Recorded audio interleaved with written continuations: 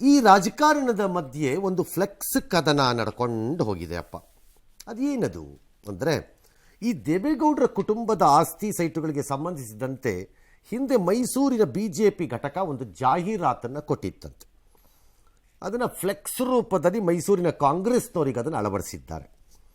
ಇದು ಸಹಜವಾಗಿ ಯಾರಿಗೆ ಆಯಿತು ಮುಜುಗರದ ಪ್ರಶ್ನೆ. ಅದನ್ನು ತೆಗೀರಿ ಅಂತ ಆಗ್ರಹಿಸಿ JDSನ ಪ್ರತಿಭಟನೆ. ಪೊಲೀಸರು ಸಾರಾ ಮಹೇಶು ಎಲ್ಲರನ್ನೂ ವಶಕ್ಕೆ ತಗೊಂಡಿದ್ದಾರೆ. ಇನ್ನೊಬ್ಬರ ತೇಜೋವಧೆ ಮಾಡುವ ಫ್ಲೆಕ್ಸ್ ಹಾಕುವ ಮೊದಲು ಅನುಮತಿ ತೆಗೆದುಕೊಳ್ಳಬೇಕು, ಬೇಕಿದ್ರೆ ಅವ್ರ ಕಾರ್ಯಕ್ರಮದಲ್ಲಿ ಹಾಕ್ಕೊಳ್ಳಿ ಅಂತ ಸಾರಾ ಮಹೇಶ್ ವಾದ. ಇನ್ನೊಬ್ಬರ ಬಗ್ಗೆ ತೇಜೋವಧೆ ಮಾಡುವಂಥ ಫ್ಲೆಕ್ಸ್ ಹಾಕಬೇಕು, ಅದು ಸರ್ಕಾರಿ ಜಾಗದಲ್ಲಿ ಅಂದರೆ ಅನುಮತಿ ಬೇಕು. ಇದು ಎಷ್ಟು ಸರಿ? ನೀವು ಅನುಮತಿ ತೊಗೊಂಡಿರ್ತಕ್ಕಂಥದ್ದು ಮಹಾರಾಜ ಗ್ರೌಂಡು, ನೀವು ಅಲ್ಲಿ ಏನು ಬೇಕಾದ್ರೆ ಹಾಕ್ಕೊಳ್ಳಿ, ನಾವು ಕೇಳಲ್ಲ. ಹಂಗಾಗಲ್ಲ.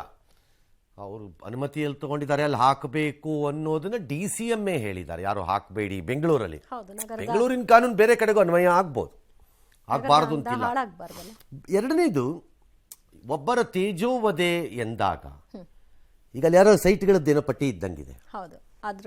ಆ ಸೈಟ್ಗಳು ಅಕ್ರಮವಾಗಿ ತೆಗೆದುಕೊಂಡಿದ್ದ ಅಂತ ಯಾರು ಹೇಳಬೇಕು. ಅದು BJPನವರು ಹೇಳಿ, ಯಾರು ಹೇಳಿ, ಅದು ಅಕ್ರಮವೋ?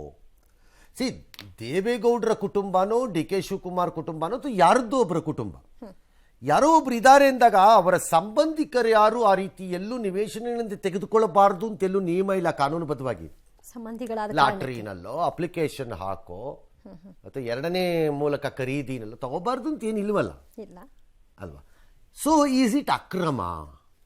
ಅದು ಅಕ್ರಮ ಅನ್ನಿಸುವುದಾದರೆ ಕಾಂಗ್ರೆಸ್ಗೆ ತನಿಖೆಗೆ ಹಾಕಿ ಅದನ್ನು.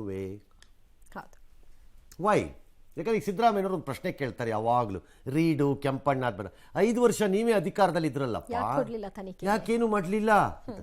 ಈಗ ನೀವು ಇದನ್ನು ಅಕ್ರಮ, ಅದು ಸರಿ ಇಲ್ಲ ಅಂತ ಹಾಕ್ತಾ ಇದ್ದೀರಿ ಅನ್ನೋದಿದ್ರೆ ದೆನ್ ಯು ಟೇಕ್ ಆಕ್ಷನ್. ಅದು ಲೀಗಲಿ ಆಗಿದೆ ಅನ್ನೋದು ಆ ಪಟ್ಟಿಯಲ್ಲಿರುವ ಯಾರಿಗಾದರೂ ಅನಿಸಿದ್ರೆ they can file a case against corporation or KPCC or ಯಾರೇ ಇರ್ಬೋದು, ಅವ್ರ ಮೇಲೆ ಕೇಸ್ ಹಾಕ್ಬೋದು. ಅವರು ಅಂಡರ್ ವಾಟ್ ಇದ್ರಲ್ಲಿ ಬಿಟ್ಕೊಟ್ರಿ ನೀವು, ನನ್ನ ಹೆಸರಿಗೆ ಅದರಲ್ಲಿ ಇದೆ, ಏನು ನನ್ನ ಸೈಟಿನ ಅಕ್ರಮ ತೋರಿಸಿ ಯಾರು ಒಬ್ರು ಅಂತ ಬೇಕಾದ್ರೂ ಹಾಕಿ.